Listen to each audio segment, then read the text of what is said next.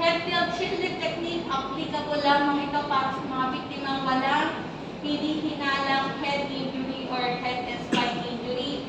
Pero pag si victim ay may hinihinalang head injury or head and spine injury, the way of opening their airway is jaw thrust maneuver.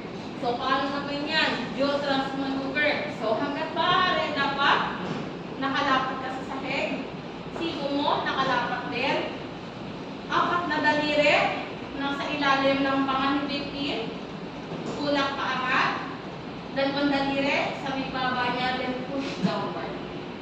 Again, apat na daliri sa ilalim ng panga. Tulak paangat.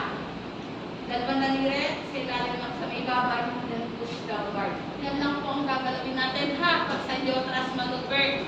Kasi again, si victim dito ay may hinihinalang head injury or head and spine injury. Then, huwag tatakpan ng tenga para able pa rin si victim na marinig tayo sa kung ano man mga sinasabi natin para sa kanya. Then, head and chin lift ha. Again, applicable lang ito para kanino? Kanina lang applicable ang head and chin lift technique. No head injury. No head injury or head and spine injury. Then, kung halimbawa sa pag-check nyo ng airway niya, makita nyo may naka-obstruct or nakabarak, pwede nyo siyang sungkitin. Finger switch. Itong hiniliit natin ang pwedeng gamitin pansungkit. Hiniliit lang ha, baka naman mamaya ginamit yung lalaki pa. Yung kamao.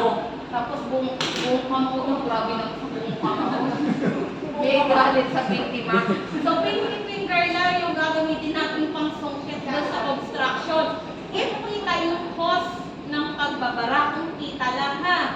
Pero kung hindi naman kita yung obstruction or pagbabara sa daluyan ng kanyang hangin, never do the blind fingers if you sinusungkit yung bibig niya kahit hindi niya naman kita yung